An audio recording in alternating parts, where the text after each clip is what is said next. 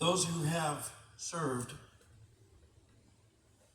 and those currently serving the United States Marine Corps are ever mindful that the sweetness of enduring peace has always been tainted by the bitterness of personal sacrifice. We are compelled to never forget this. While we enjoy our daily pleasantries, there are others who have endured and may still be enduring the agonies of pain, deprivation, and internment. Before we begin our activities this evening, we will pause to recognize our POWs and our MIAs. We call your attention to the table, the small table in front of the screen here, which occupies a place of dignity and honor near the head table. It is set for one, symbolizing the fact that members of our Corps are missing from our ranks. They are referred to as POWs and MIAs. We call them comrades. They are unable to be with their loved ones and families tonight, so we join together to pay our humble tribute to them and hear witness to their continued absence. The table is set for ones. It is small, symbolizing the frailty of one prisoner alone against his or her suppressors. The tablecloth is white, symbolic of the purity of their intentions to respond to their country's call to arms. The single red rose in the vase signifies the blood they may have shed in sacrifice to ensure the freedom of our beloved United States of America. This rose also reminds us of the family and friends of our missing comrades who keep the faith while awaiting their return. The yellow ribbon on the vase represents the yellow ribbons worn on the lapels of the thousands who demand with unyielding determination a proper accounting of our comrades who are not here with us tonight. A slice of lemon on the plate reminds us of their bitter foe and bitter fate. The salt sprinkled on the plate reminds us of the countless fallen tears of families as they wait. The glass is inverted. They cannot toast with us this night. The chair is empty. They are not here. The candle is reminiscent of the light of hope, which lives in our hearts to illuminate their way home. Away from their captors to the open arms of a grateful nation. Let us pray to the Supreme Commander that all of our comrades will soon be back within our ranks. Let us remember and never forget their sacrifice. May God forever watch over them and protect them and their families. Amen.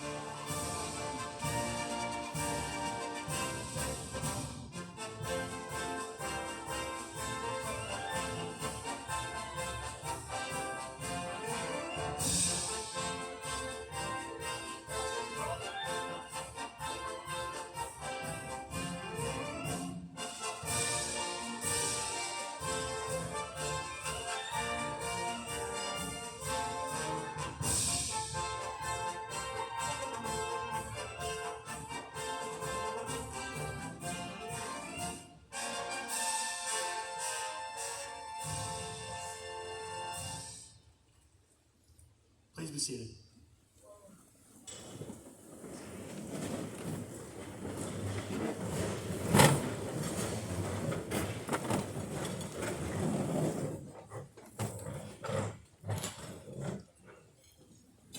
On November 1st, 1921, John A. Lejeune, 13th Commandant of the Marine Corps, directed that a reminder of the honorable service of the Corps be published by every command to all Marines throughout the globe on the birthday of the Corps. Since that day, Marines have continued to distinguish themselves on many battlefields and foreign shores in war and peace. On this birthday of the Corps, therefore, in compliance with the will of the 13th Commandant, Article 38, United States Marine Corps Manual, edition of 1921, is republished as follows. On November 10th, 1775, a Corps of Marines was created by a resolution of the Continental Congress. Since that date, many thousand men have borne the name Marine. In memory of them, it is fitting that we who are Marines should commemorate the birthday of our Corps by calling to mind the glories of its long and illustrious history. The record of our Corps is one which will bear comparison with that of the most famous military organizations in the world's history. During 90 of the 146 years of its existence, the Marine Corps has been in action against this nation's foes. From the Battle of Trenton to the Argonne, Marines have won foremost honors in war, and in the long eras of tranquility at home, generation after generation of Marines have grown gray in war in both hemispheres, and in every corner of the seven seas, that our country and its citizens might enjoy peace and security. In every battle and skirmish since the birth of our Corps, Marines have acquitted themselves with the greatest distinction, winning new honors on each occasion until the term Marine has come to signify all that is highest in military efficiency and soldierly virtue. This high name of distinction and soldierly repute, we who are Marines today have received from those who have preceded us in the Corps. With it, we also receive from them the eternal spirit which has animated our Corps from generation to generation and has been the distinguishing mark of the Marines in every age. So long as the spirit continues to flourish, Marines will be found equal to every emergency in the future as they have been in the past, and the men of our nation will regard us as worthy successors to the long line of illustrious men who have served as soldiers of the sea since the founding of the Corps. The inspiring message of our 13th Commandant has left its mark in the hearts and minds of all Marines. By deed and act, from Guadalcanal to Iwo Jima, from Incheon to the Korean Armistice, in interventions from Lebanon to the Dominican Republic, and from opening battles in Vietnam to the Mayaguez rescue, Marines have continued to epitomize those qualities which are their legacy. The Commandant and our many friends have added their hearty praise and congratulations on this, our 250th birthday.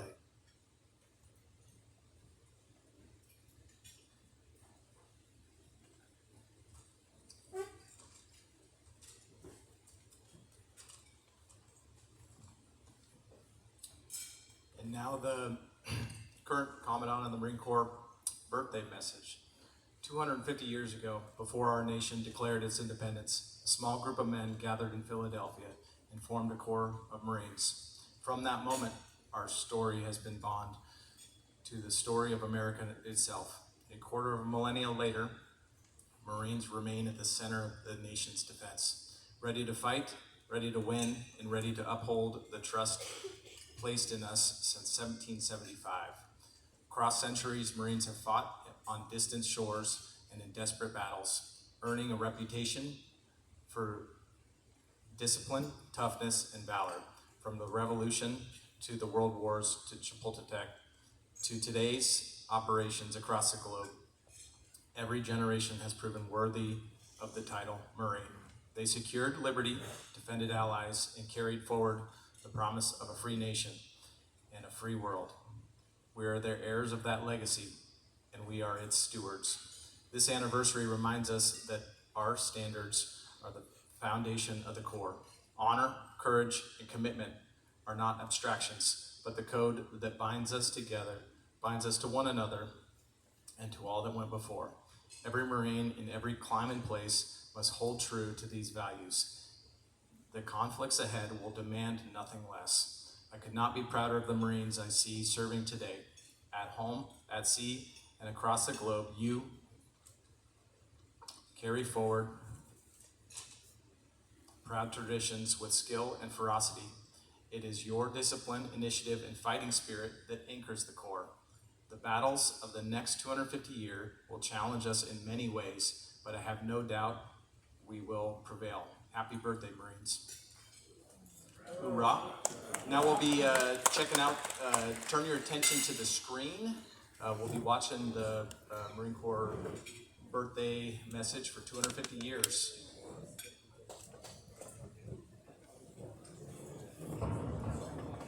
Since the birth of the Corps, we have answered the call. Through every battle, every climb, and every place.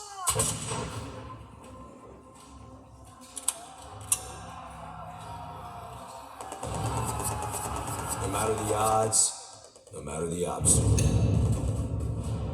We adapt, we overcome, and close with and destroy the enemy. We know the future will not be the same, but the one thing we know will always remain is the Marine.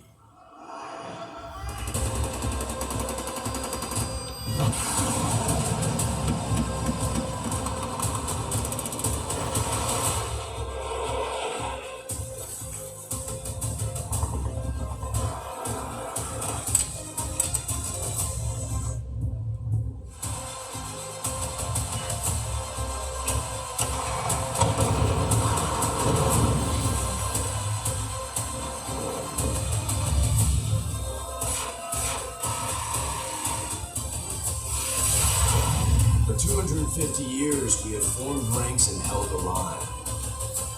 And we will for the next 250.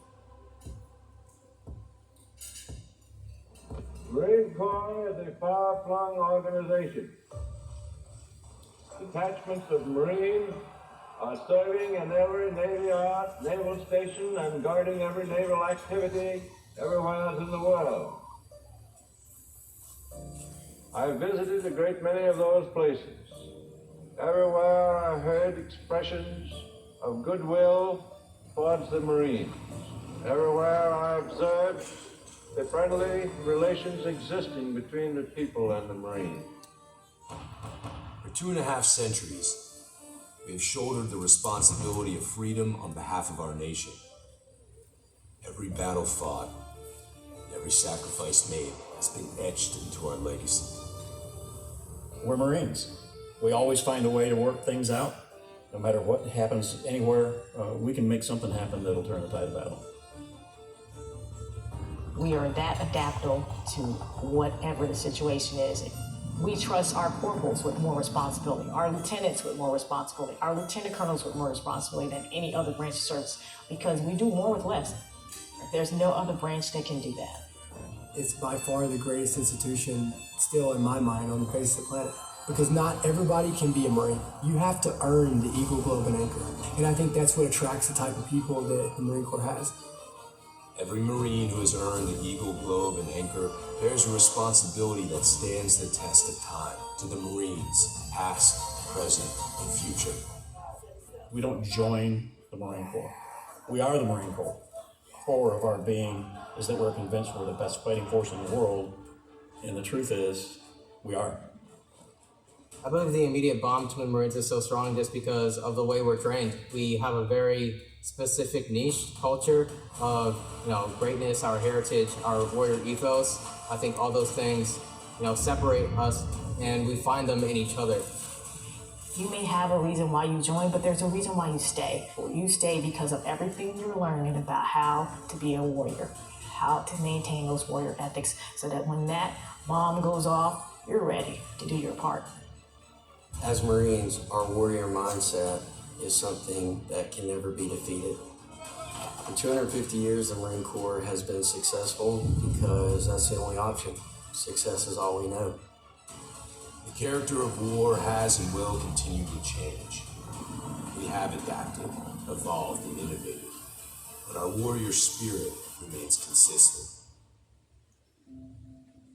The nature of war is taking something that somebody else has that you want, and it's never changed, probably never will change. The character of war, however, has changed a lot. World War II, we used ships, planes, bombs. all the way to today, we use, as you can tell by the news, we use ships, planes, bombs. We just have a lot better technology. I don't know that one battlefield's ever been the same for any generation. The types of war, the ways of war, all that is constantly going to be changing.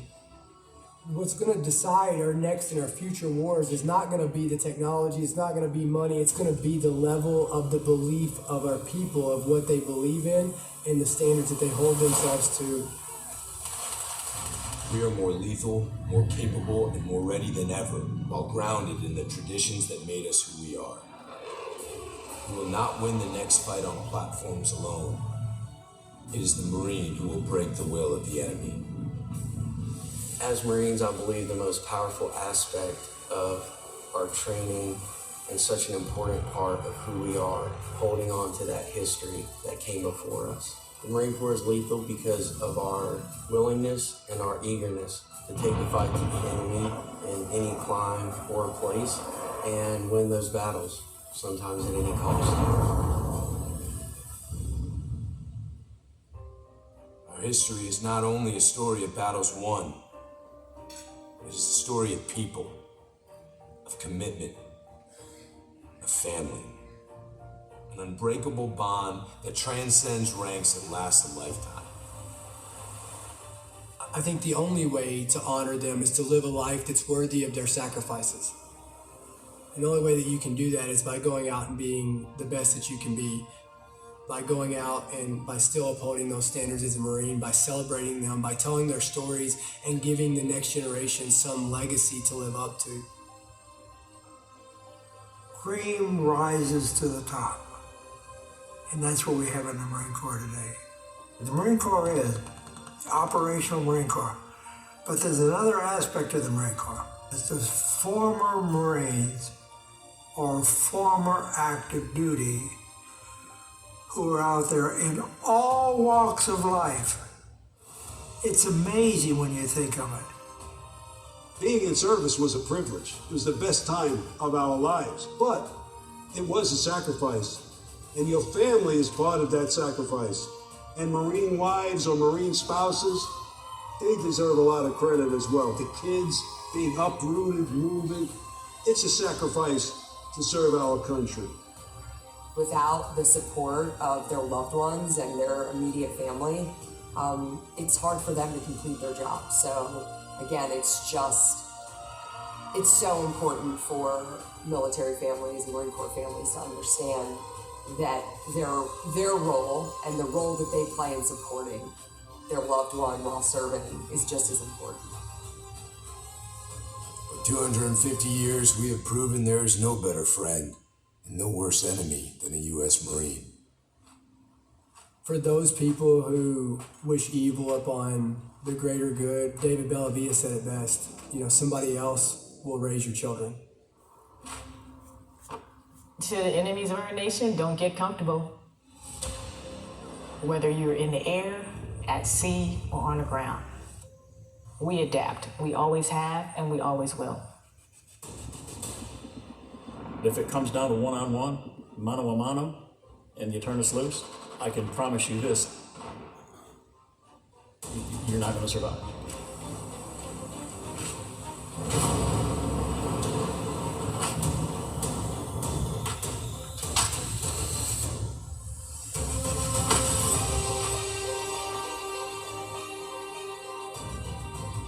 From our first amphibious landing at Nassau to the black sands of Iwo Jima to urban combat in Fallujah, our Corps has come a long way since Samuel Nichols first took command of 2 battalions at Tun Tavern.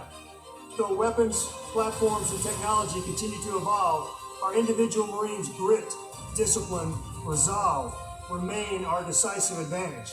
For 2.5 centuries, Marines have preserved our legacy as America's premier expeditionary force because we are forward, ready, and lethal.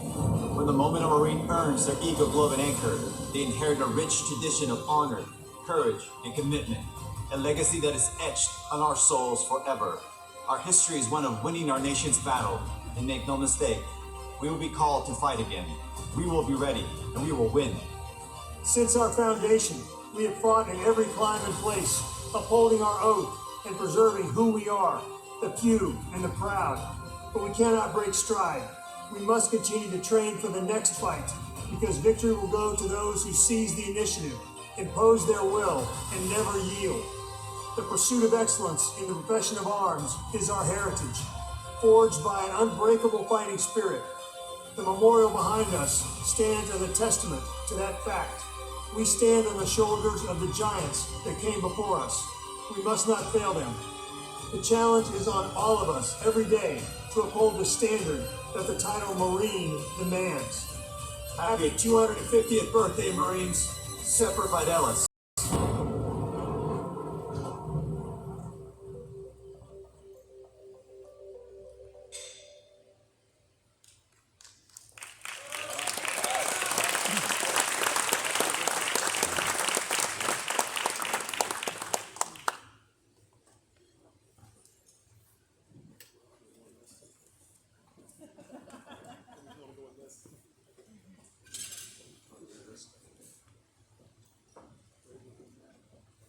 Can you hear me okay?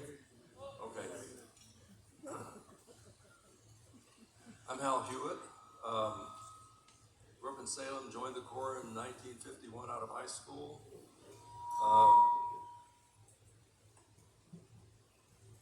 Ended up with the 1st Division in Korea. Some of you might remember that nasty experience we had. Nothing's changed over there in these past 73 years. There's still a line of demarcation there between the Chinese, or the North Koreans now, was the Chinese at the time I was there. In any case, I want to pay tribute tonight to a special young man that served with me in the Corps at the time. Some of you here know this California Central Valley, know where Fresno is. Just south of Fresno ways is a small community called Crothers.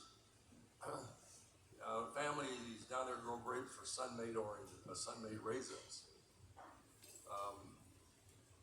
Young man Jack Kelso and I went through boot camp at the same time, ended up in Korea about the same time. He was in the 7th Marines and I was in a different unit.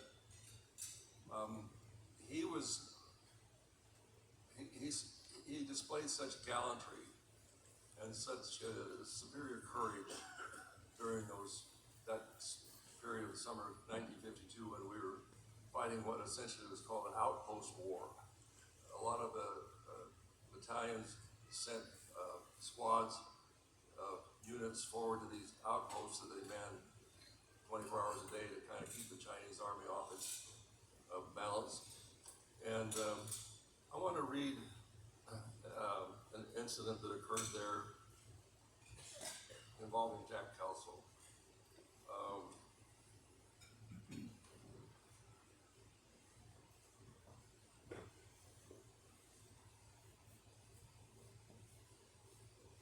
He got less than 1 year of service and already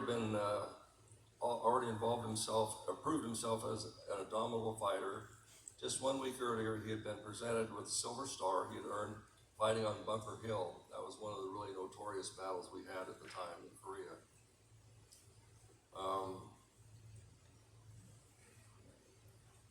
On August 11th, a few days after the award ceremony, his company took over a defensive position on Detroit Hill. Kelso's platoon received the assignment to man an outpost called Warsaw. Those were kind of small hills out in front of the main line of resistance. When he saw his platoon leader fall as a result of a Chinese assault, Kelso immediately rallied his men around him to repulse the attackers. Despite their efforts, the Chinese prevailed, forcing Kelso and 4 other Marines to take shelter in a bunker. Almost immediately, the enemy swarmed over the sandbag structure. One tossed a grenade into the bunker. Unhesitatingly, Kelso scooped up the deadly missile, rushed outside, and hurled it back at the enemy. The grenade exploded just as it left his hand, painfully wounding him. Rather than return to the safety of his bunker, he remained in his exposed position returning the enemy's fire and allowing his four buddies to escape. While they fled down the trench line, Jack Kelso remained behind, battling it out with the Chinese until he was cut down by a hail of rifle fire. As a result of that, he was awarded the Medal of Honor. Jack has lived all these many years in my memory. He was such an infectious young man, and yet he was so courageous and certainly exemplified the highest traditions of the Marine Corps. Thank you very much.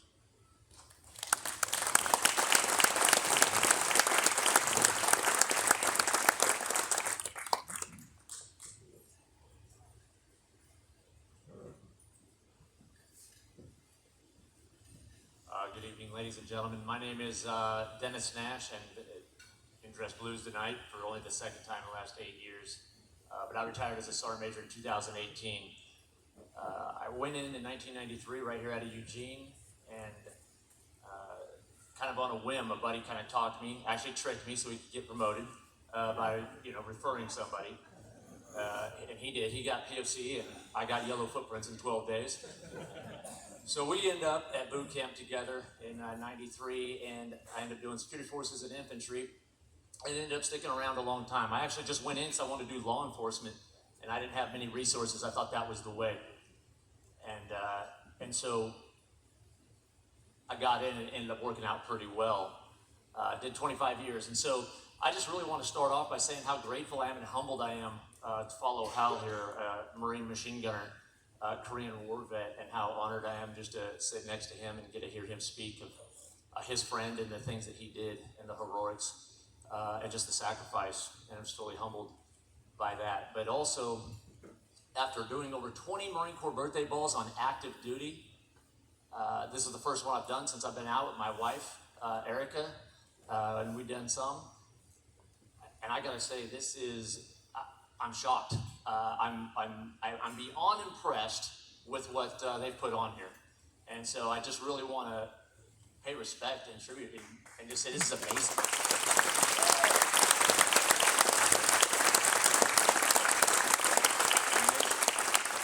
And I don't say that lightly just because I'm standing up here. I organize birthday balls, and I'm not even going to talk about those because they would be put to shame for this. This is amazing. And so the work that you put in here is incredible. And to the Marines out here, I mean, what an opportunity to all the veterans and the family members and those who support them. But what an opportunity, already in just this short time, some of the folks I've met and the Marines I've connected with, 1st Battalion, 1st Marines, 2nd Battalion, 7th Marines, and Coy was in 2nd Battalion, 7th Marines as well, and one of the Marines that was with him here. Other Marines that I know or just connected with, and Hal from the Korean War, and another gentleman that was with 3rd Battalion, 7th Marines, 68 in Vietnam. I mean, this is amazing. This is what it's all about, to get together and to just connect and remember what it's like when we were in, and not just that, but when we were supporting those who were in, if that's you, or just supporting those who are in now. What an opportunity just to realize how connected we really are. I've already made so many connections with some of the people here. We've got over 70 years of military service generations from 1952 to the Marine that just got out in 2025. And I think that's amazing. So this venue is incredible. In fact, I would say it's probably the coolest Marine Corps birthday ball venue I've ever been in, but perhaps not the most memorable. 21 years ago today, November 8th of 2004, I was an infantry platoon sergeant with 1st Battalion, 8th Marines out of Camp Lejeune.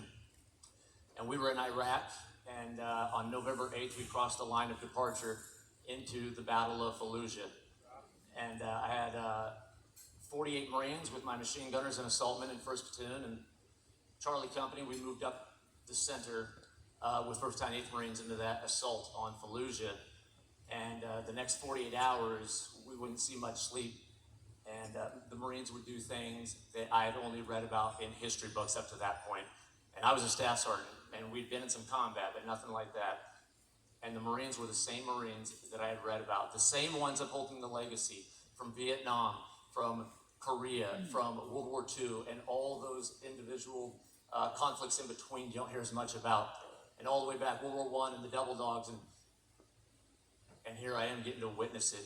And I didn't really do that much, I don't think. I just got to watch my Marines dominate and do things that would be written in books later. And I'm just so honored to have been a part of that with them.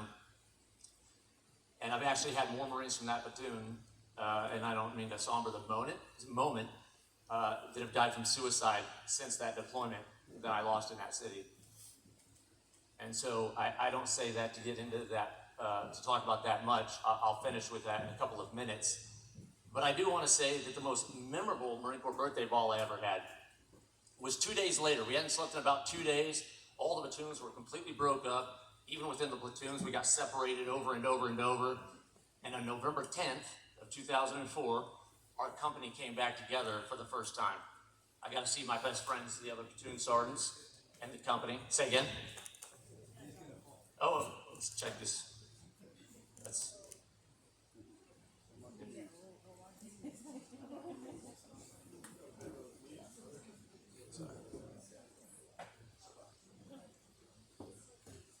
If it was an MCRD, they'd just keep going. They would just roll.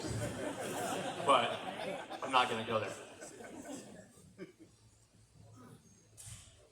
And I can show him a lot of videos. He has nothing to feel bad about. I have had a lot of grunts hit the grinder. Outstanding.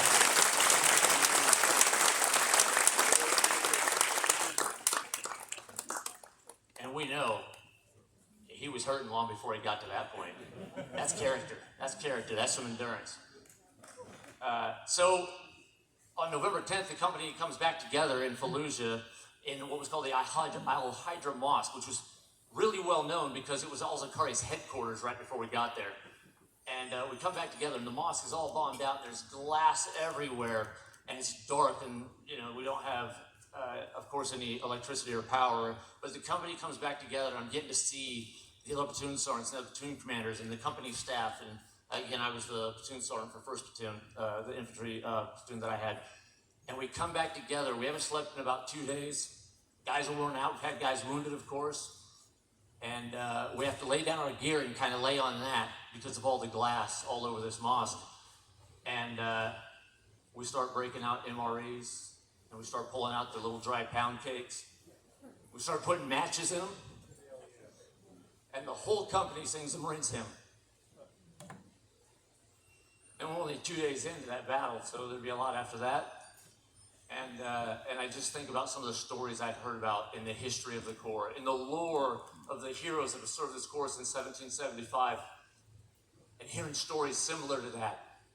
Hearing stories about guys in the trenches of World War I, and the things that they would do to celebrate and commemorate certain holidays as Christmas or Easter.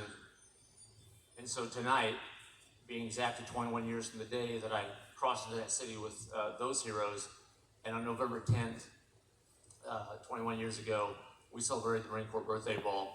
It's the most memorable, but this is slightly better accommodations. And so, Corey, you've done an outstanding job. I cannot believe you and the support staff and everybody. This is unbelievable. And so, I just want to close with telling you that as successful as it may have looked on the outside, because I'm going to come back to some of those things that happened with my Marines post-deployment, I was the poster Marine. Everybody, I was the rock star. I was the guy who would never, ever show weakness. I would finish a hike with broken feet, really, and all these things, but the truth is inside, I was dying, and I had a mask on, and that mask said, you cannot show weakness. But make no mistake, not showing weakness wasn't, hey, something's wrong with me. Hey, I've got all these problems. It was just showing authenticity, and I didn't know that, and I pushed it until it broke. And so at the end of my career, I ended up not finishing the way I had hoped, and it was a little bit sombering and a little bit humbling. And I ended up realizing that I had some issues, and I didn't think it was ever going to get better. But I ended up having some brothers come alongside me. And I appreciate Chaplain Voss's amazing message tonight. In fact, the Marine Corps part, they need to hire you for Marine Corps balls around the fleet. but it emboldened me even more to say that I was a rock star in this uniform. I had all the accolades, the combat, the decorations, and that's not about me because that was a shell. And I'm so proud to have served, and I'm so humbled to be here. But I have to tell you the truth. As the wheels were coming off, and I see it all the time with our veterans today, we don't need to walk in that. We can celebrate what we've done, but be the citizens of character that this country needs afterwards. And so I ended up in a place that revealed the true gospel to me, and but God, and He absolutely redeemed me, and my life looks completely different. And now I help Marines and veterans and police officers and firefighters around the country with that message, so that they do not continue down a path that hurts their communities. And so, thank you so much for the opportunity to be here, Corey. I'm so grateful. I'm so thankful, and I can feel all the Marine Corps motivation coming back in me. I'm about ready to tap back into the Kool-Aid IV into my arm, because this is the most motivation I've had Marine Corps-wise in a very long time. So thank you, Corey, and thank you for this. And God bless you all. Have a good night.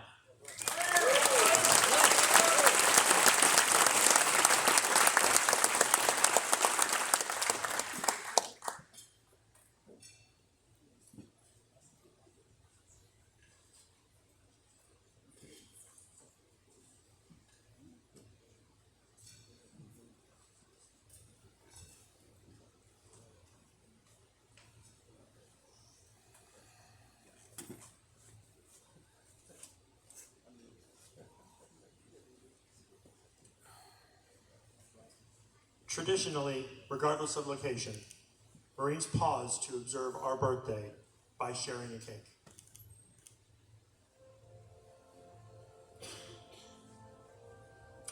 A sword is used to cut the cake as a reminder that we are a band of warriors committed to carrying the sword so that our nation may live in peace.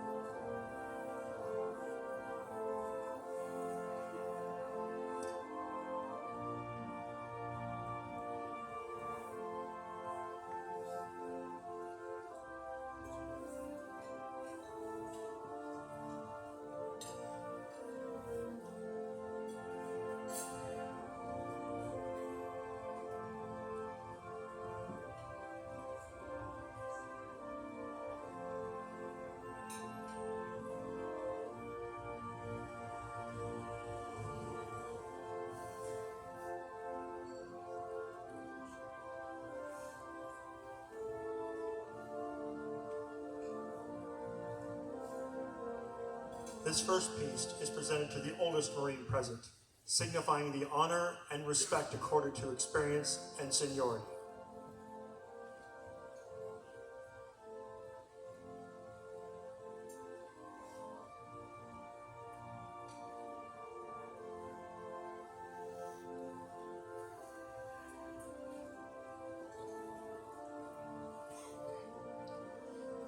The eldest Marine present then passes a piece of cake to the youngest Marine present, symbolizing the passing of traditions and knowledge to new generations.